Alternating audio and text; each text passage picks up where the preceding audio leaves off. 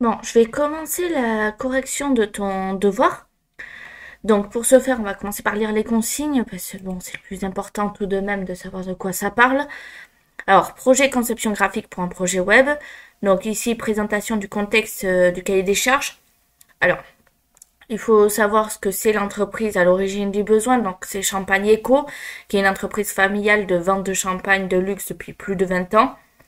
Alors l'entreprise dispose de plusieurs boutiques en France et souhaite à présent évoluer en proposant la vente en ligne. Donc ça, il faut le garder en tête. Pourquoi? Parce que bon, c'est une entreprise familiale, donc c'est important. Ça vend du champagne de luxe depuis plus de 20 ans.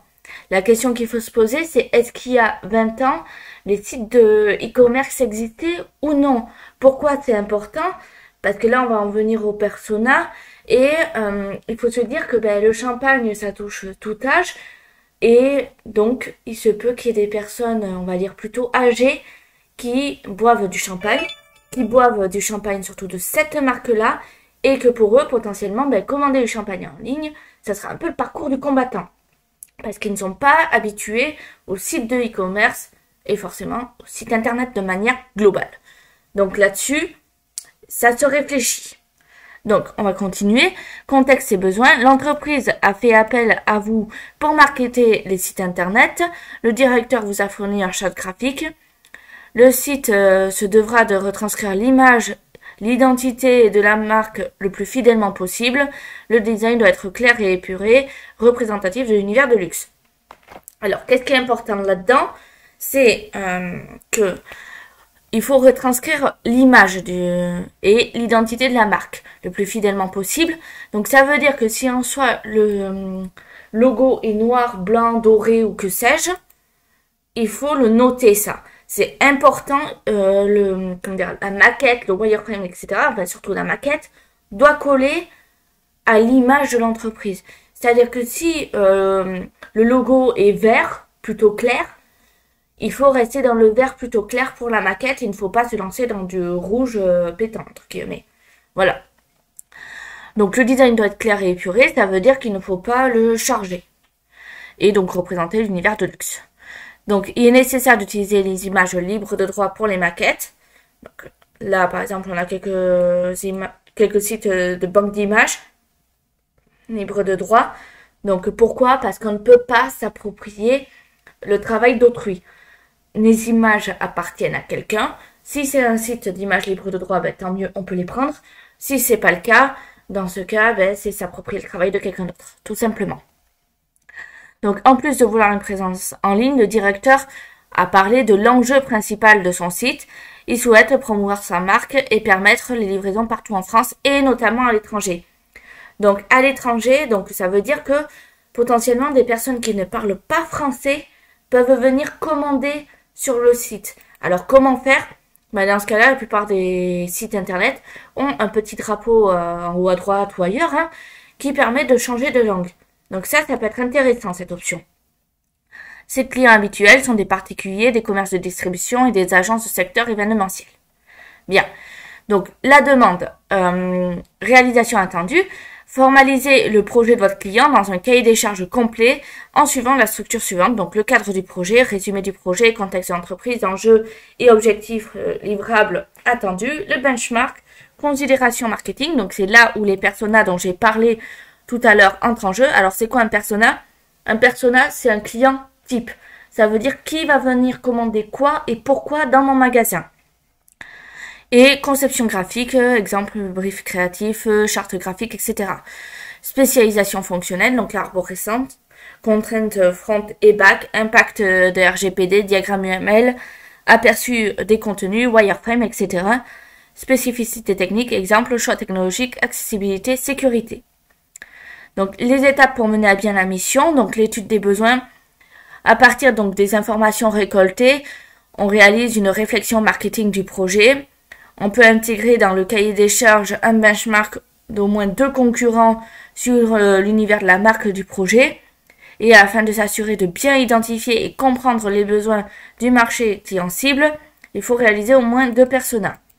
Alors moi, en général, au minimum un des personas que je conseille, après bien évidemment la plupart des personnes sont libres, hein, c'est de faire un persona avec un problème handicap. Pourquoi? Parce qu'il y a toujours en fait une compétence qui parle de l'adaptabilité au niveau de l'handicap. Donc c'est-à-dire les images, par exemple si une personne est aveugle, est-ce qu'elle peut surfer bien sur le site internet grâce à son logiciel vocal ou pas? C'est surtout cette partie-là, c'est pour ça que je suggère ce type de persona. Donc les livrables attendus, donc la partie suivante du cahier des charges, seront réalisés et rédigés. Cadre du projet, donc bon, résumé du projet, contexte de l'entreprise, enjeux et objectifs livrables attendus, benchmark, considération marketing, donc les personas, on répète encore. Concevoir une solution technique pour votre application. Pour structurer votre réflexion sur une solution technique, vous utiliserez l'UML et construirez une suite de diagrammes afin de réaliser les besoins de l'application, de modéliser, les besoins de l'application. Vous veillerez à introduire des schémas UML cohérents par rapport au cahier des charges en respectant les standards UML. Donc il y en a 2 au minimum, d'après ce qu'il demande, diagramme de cas d'utilisation et diagramme d'activité. Bien évidemment, il en existe beaucoup d'autres. Ça, c'est juste des exemples qu'il propose. Maquettez votre application à partir de la charte graphique fournie et de votre étude des besoins de votre client. Concevoir une maquette des interfaces utilisateurs de l'application avec du contenu en langue française ou anglaise. Pourquoi? Parce qu'au début, il parlait de possibilités de livraison à l'étranger, en tenant compte de l'expérience utilisateur et pour un équipement mobile des spécificités ergonomiques. Donc ça veut dire quoi? Il faut au minimum une maquette en version mobile. Formaliser les enchaînements des interfaces. Vous réaliserez les prototypes de site en partant d'une base fidélité vers une haute fidélité. Ce travail se réalisera obligatoirement en suivant l'ordre des étapes suivantes. Alors, réalisation des brouillons papier, donc le zoning.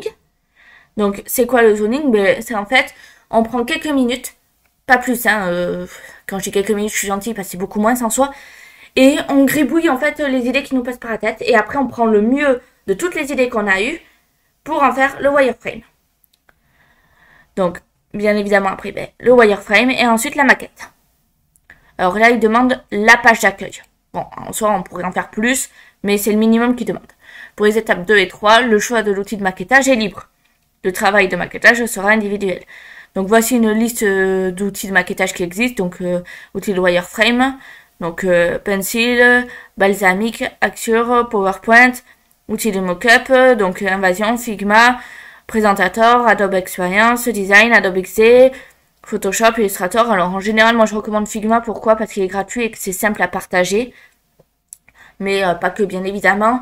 Comme toujours, on le fait en fonction de ce dont on a besoin, pas de la facilité. Donc, outils d'interaction, donc maquette dynamique simulant le chemin de navigation. Donc, les livrables attendus. Donc, on attend le zoning, le wireframe et la maquette. Livrable attendu pour le projet. Bon, ça se répète. Dans un dossier zip, attention, je n'ai pas reçu de dossier .zip venant de toi. Je n'ai reçu qu'un document PDF. Donc, fais vraiment attention là-dessus. Donc, il faut le cahier des charges, le cadre du projet, le benchmark, les personas, le cas d'utilisation, donc les diagrammes, et maquette avec wireframe et zoning. Donc, pour cela, voici ce que tu m'as rendu. Donc, en soi, c'est bien parce que ton document est vraiment très propre et vraiment très esthétique. Là-dessus, je ne peux que te féliciter. Donc, création d'un site de vente internet de produits de marque Champagne Eco, mise en avant de la marque, de ses boutiques et de la possibilité de livraison partout en France et à l'étranger. Contexte, donc l'entreprise Champagne Eco, dont le siège social est à Paris, là c'est bien parce que tu localises, est une entreprise familiale. Créée il y a 20 ans, elle distribue des champagnes de luxe sur ses différentes boutiques en France. Elle emploie environ 50 salariés répartis sur les 3 boutiques, la plateforme logistique et le siège. Là, c'est bien parce que tu mets vraiment du contexte en soi. Tu dis quand est-ce que ça a été créé, qu'est-ce que ça vend, les boutiques, où elles sont, combien de salariés, etc. Donc, en 2004, Jules Herven, président de Champagne Eco, décide d'ouvrir sa première boutique à Paris. Il connaît une forte croissance grâce à son réseau de commerçants distributeurs, ainsi qu'un certain grand nombre d'agences événementielles. En 2010, il inaugure l'ouverture de sa boutique à Bordeaux. Puis en 2015, il ouvre celle de Lyon. En 2020, pour améliorer la qualité des services, il investit dans une petite plateforme logistique basée en Essonne, afin de suivre la transformation numérique et digitale de son segment de marché. Champagne Eco souhaite évoluer, proposer un service complémentaire de vente en ligne. Alors, je vais m'arrêter là pour l'instant. Moi, ce que je te conseille, en plus d'écrire tout ceci, ce qui en soi c'est très bien, c'est de faire une frise. C'est-à-dire, bon, ben, tu fais une flèche comme ça, et là, tu mets, bon, ben, il y a 20 ans, donc tu calcules combien d'années ça fait, hein, à peu près, et tu mets création de ceci. 2004, création de ça, etc. Ça permet d'avoir un visuel, donc on a juste les infos nécessaires, et en dessous, tu développes. Donc, l'enjeu principal étant de promouvoir Champagne Eco via les canaux digitaux et de permettre à ses clients de passer commande et d'être livrés partout en France et à l'étranger. L'objectif, quant à lui, est d'augmenter sa part de marché de 5 points et son chiffre d'affaires de 15% par an sur le marché français face à ses concurrents, ainsi de créer une ouverture sur le marché international. Donc en soi, c'est très bien parce que tu récapitules tout et tu notes tes objectifs attendus. Ok. Donc, étude concurrentielle. Donc, le marché de Champagne est le marché de Champagne est fragmenté et très compétitif en raison de la présence de multiples acteurs mondiaux et régionaux proposant des produits variés. Les principaux acteurs du marché comprennent donc les concurrents ici. Entre autres, ces acteurs se sont lancés dans des fusions et acquisitions, des innovations de produits et des partenariats, en plus d'étendre le réseau de production et de distribution et de renforcer leur présence sur les réseaux sociaux pour conquérir une plus grande part de marché. Donc là, c'est bien, parce que tu ne fais pas que dire, bon, ben, il y a ça, en fait. Tu expliques quelque chose, donc tu as posé ton argument, tu as expliqué ton argument, et là, tu donnes un exemple, en fait, ici. Donc, c'est très bien ce que tu as fait. Cette étude de la concurrence. Alors, les leaders sur le marché français et de la marque Nicolas Feuillatte. En 2021, 6,4 millions de bouteilles de champagne Nicolas Feuillatte se sont écoulées sur ce circuit, soit des volumes multipliés par 2 en 10 ans. La plupart des marchés de la marque qui prennent le luxe accessible atteint ainsi 15,6% en 2021, plus 8 points en 10 ans. Quant à elle, la marque Champagne Eco se situe 8e derrière, Nicolas Feuillatte, Champagne, etc. Voilà. Donc là, c'est vraiment très bien ce que tu as fait. Tu poses tes arguments et tu les expliques. Donc, considération marketing.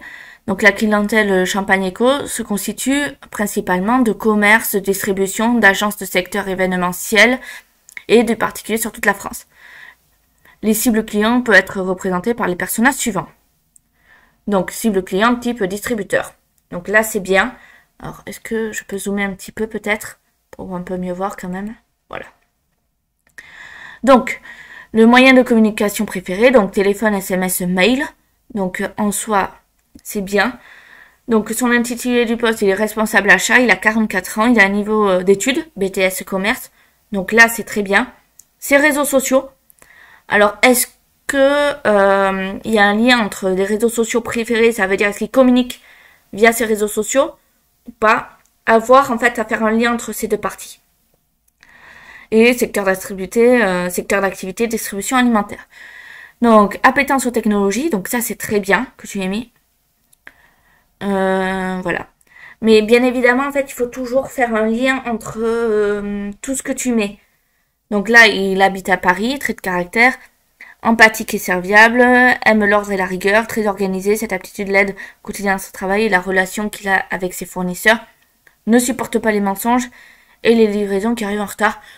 Bon, ça c'est un peu banal, j'ai envie de dire, hein, potentiellement ne pas le mettre ou alors le formuler différemment. Centre d'intérêt, cinéma, voyage autour du monde. Alors, qu'est-ce que les centres d'intérêt ont à voir en fait avec la personne qu'il est, avec son métier? Pose-toi ces questions. En fait, comme on dit toujours, pourquoi en fait on développerait un site de rencontre, une application de rencontre, et pourquoi Pierre-Paul Jacques viendrait sur cette appli et pas une autre? Pourquoi il irait déjà de base sur une application de rencontre? Ne pas répondre juste parce qu'il se sent seul. c'est pas pertinent, tu vois. Donc là, dans l'exemple ici, il faut trouver un pourquoi. Donc voilà, livraison à la marque. Donc il vient de conclure un partenariat avec la marque pour la distribuer dans son magasin. Il sera exigeant sur le professionnalisme de la marque. Il est déçu de ne pas pouvoir commander sur Internet comme il le fait avec les concurrents. Donc oui, là, on arrive sur le besoin qu'il a que la marque ouvre un site e-commerce. Là, c'est bien. Donc voilà, après, prends en compte les petits commentaires que je t'ai donnés parce que c'est important en soi. Quand tu feras tes propres sites internet, tu auras besoin de savoir le client type, pourquoi il vient chez toi et pas chez le concurrent, qu'est-ce qu'il attend vraiment. Donc, quelles sont les forces en fait que tu peux lui apporter, quels sont les doutes qu'il peut avoir. Ça, c'est des petits trucs qui manquent. Mais sinon, c'est très bien ce que tu as fait. Alors, conception graphique, le site se devra de retranscrire l'image d'identité de la marque le plus fidèlement possible. Le design doit être clair et épuré, représentatif de l'univers de luxe. La charte graphique ci-dessous devra être respectée. Donc là, on a l'original et là, on a noir et blanc. Ok. Donc la typographie, donc on a la police d'écriture, titre, sous-titre, contenu, palette de couleurs, tout simplement. Alors, spécificité fonctionnelle. Donc il y a les mentions légales obligatoires de la part de la nature des produits vendus sur le site e-commerce, produits spiritueux, donc je ne sais pas si ça se prononce comme ça. L'accès aussi devra être interdit aux personnes mineures, donc âge requis 18 ans. Un système de contrôle devra être mis en place dès l'ouverture de la page d'accueil afin de vérifier l'âge de l'utilisateur. Ça, c'est excellent en soi. Bah, c'est un peu comme dans les commerces physiques. C'est-à-dire que quand on est mineur, on ne peut pas acheter d'alcool. Et c'est logique. Donc le fait de mettre ça, ça prouve que tu as une bonne compétence et que tu connais ton sujet, que tu as cherché ton sujet. Par ailleurs, une mention légale devra figurer sur chaque page du site, de préférence au pied de page. Voilà. Donc là, c'est très très bien. Soit tu respectes la loi, ce qui est imposé dans la loi. Très bien. Alors, une page dédiée, mention légale, devra être accessible depuis toutes les pages du site. Pour rappel, elle devra comporter les informations suivantes. Donc l'identité d'entreprise, le numéro d'immatriculation, mail et numéro de téléphone, numéro d'identification à la TVA, l'identité de l'hébergeur. Voilà. Donc là, c'est très bien. Tu as bien posé ce qui est nécessaire en droit et qui doit figurer sur chaque site. Donc c'est excellent. Là-dessus, il n'y a rien à redire. Niveau RGPD, donc les utilisateurs du site, afin de créer leur compte, seront amenés à renseigner des informations personnelles qui devront être stockées dans une base de données. Il sera nécessaire d'obtenir leur accord et de les informer du traitement des données. L'utilisation de cookies sera nécessaire, ainsi le site devra, dès le chargement de la page, avertir l'utilisateur de l'utilisation de ces derniers et leur demander un consentement. Donc là-dessus, c'est clair et net, les données doivent être protégées. Et ça, c'est un RGPD, c'est-à-dire on ne peut pas divulguer des informations personnelles. Donc l'arborescence, donc la page d'accueil, le site disposera d'une page d'accueil mettant en avant la marque Champagne Eco. Une sélection de produits sera actualisée et la possibilité aux utilisateurs de créer un compte ou de se connecter, de suivre sur les réseaux sociaux, de contacter le service commercial et d'accéder à son panier. Une barre de navigation fixe donnera l'accès aux onglets suivants: accueil, produits, services, actualité, contact. Donc ainsi un bouton de connexion, inscription et un panier précisant le nombre d'articles présents dedans. Un pied de page devra intégrer un lien vers les mentions légales, le nom de retour, etc. Page de produit. La page de produit correspondra à la boutique. Des filtres de tri pertinents aux utilisateurs de sélectionner les produits plus facilement, un visuel de produit, une description, etc. Et la page service donc permettra la mise en ligne en avant des services proposés par Champagne Eco, tels que la livraison partout en France ainsi qu'à l'étranger, les conseils des experts en termes de choix et d'association de produits, la barre de navigation ainsi que le pied de page seront repris. Donc, on a la page actualité aussi.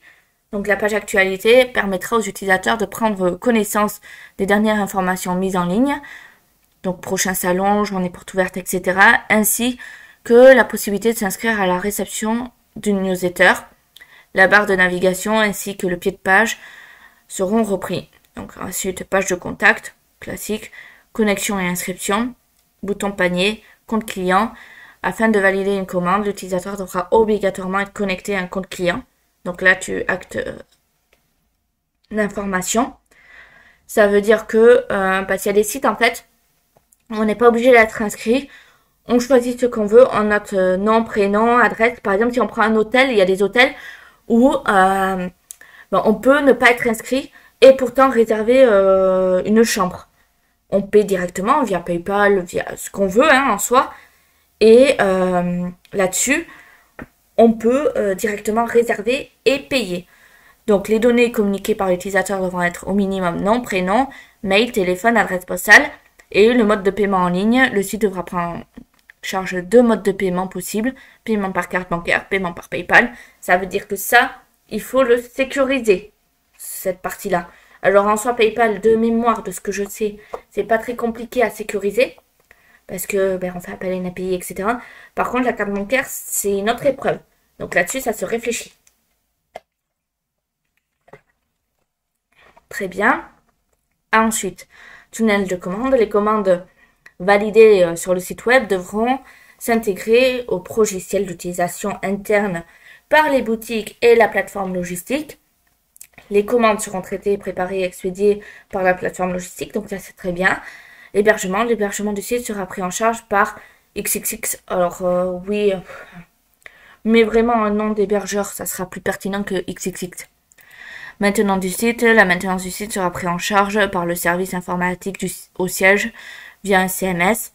Il devra avoir accès à la modification du contenu, ajout, suppression des produits, mise à jour des actualités, mise à jour des informations de contact. Alors là, par exemple, pour ce qui est de l'hébergement, c'est ce que je répète dans les vidéos, fais un tableau comparatif avant. C'est-à-dire que, tu as le cahier des charges, tu dis XXX, ok. Si tu sais pas encore quel hébergeur, tu fais un tableau comparatif, tu compares 3 hébergeurs, tu mets par fonctionnalité ce dont tu as besoin, point positif, point négatif, à toi de voir comment, et ça te permettra de déterminer lequel est le plus pertinent vis-à-vis du site demandé. Donc, diagramme de cas d'utilisation. Donc, on a un exemple de diagramme possible de site e-commerce.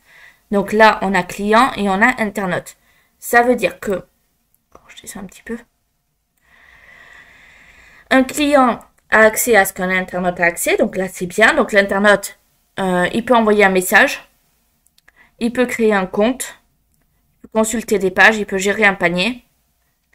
Donc passer commande, gérer un compte, donc authentifier le client, ok. Tu vois l'administrateur, je sais pas, moi je mettrais du même côté que le client. Après, bien évidemment, tout se discute, mais ça reste à voir.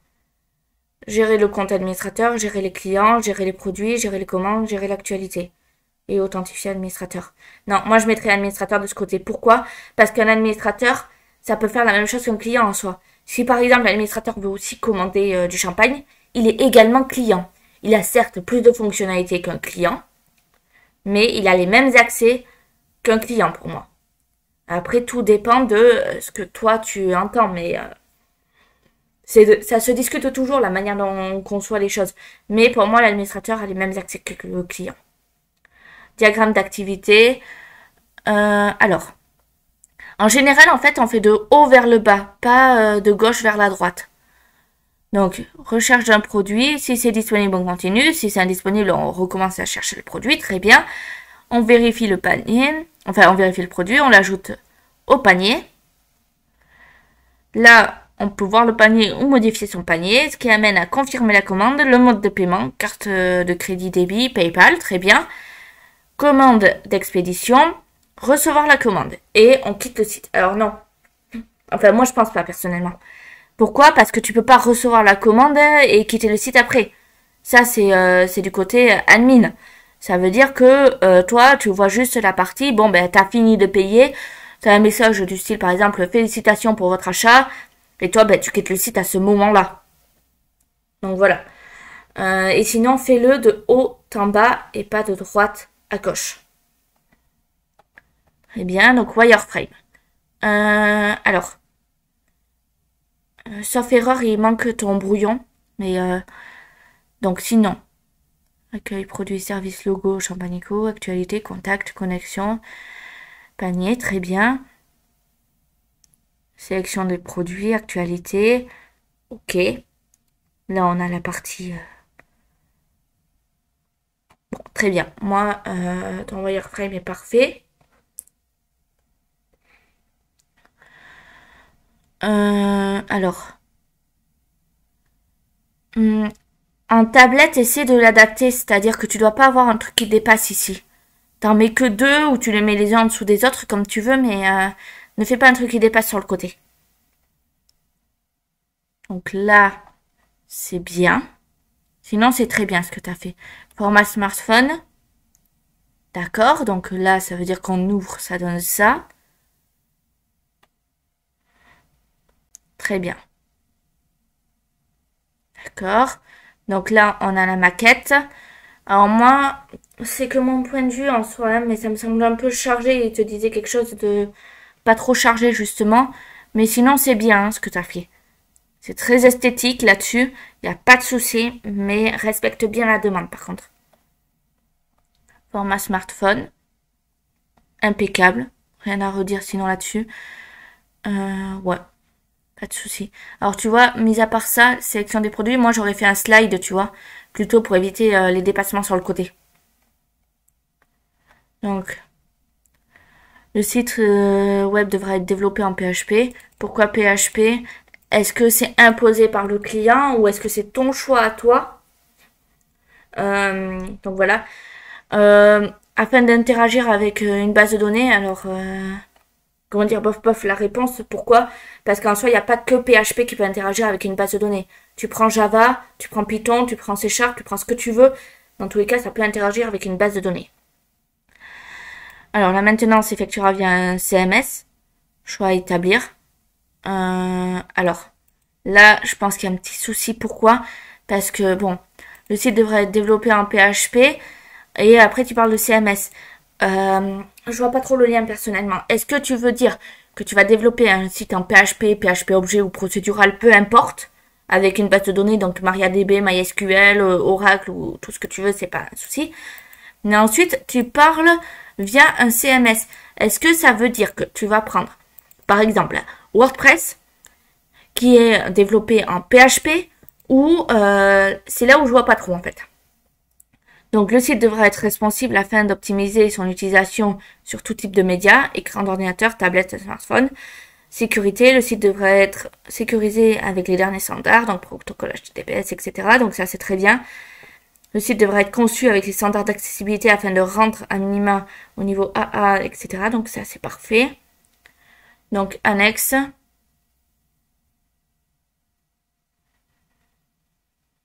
Donc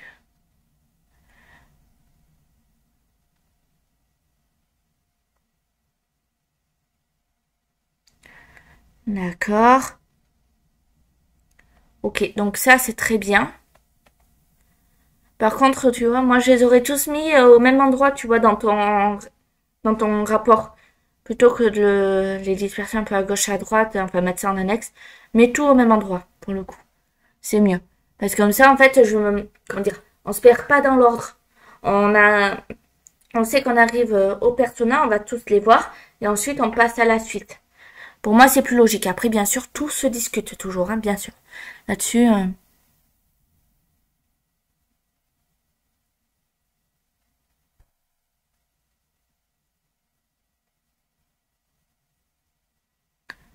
ok. Ok, ça c'est bien, tu vois, c'est quelqu'un qui n'est pas très, comment dire, si on peut dire ça comme ça, branché réseaux sociaux, et site internet, ça veut dire qu'il n'a pas, il n'est, comment dire, il n'a pas grandi forcément avec les internet, donc il a peur de s'en servir. Là, t'as un très bon persona en fait. C'est pourquoi en fait, quelles seraient les forces et faiblesses de Simon Dupré. Alors je précise juste pour YouTube, mais tous les personnages ici présents sont fictifs. Hein. Donc là, voilà. T'as un très bon personnage. Pourquoi? Parce qu'il a des forces, il a des faiblesses. Il faut juste que tu les précises, ses forces et faiblesses. Mais voilà. T'as le stéréotype du client qui aurait peur de commander en ligne. Donc c'est parfait. Alors, là on en a un en étranger. Très bien.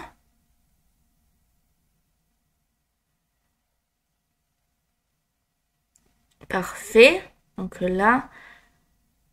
Donc là, on a à nouveau un wireframe. Alors, je vais pas trop m'étendre dessus. Mais en soi, pas de souci, c'est très bien. Hop. Là, le souci, par contre, c'est à un moment donné, ça te demandait... je reprends la consigne. Ça te demandait des zonings et tu les as pas fait, les zonings. N'hésite pas, même si tu les as fait sur un brouillon papier, tu les prends en photo, tu les scannes ou comme tu veux et tu les rajoutes au rapport. C'est important. Donc voilà, je vais m'arrêter là. Et sinon, c'est du très bon travail, donc continue comme ça.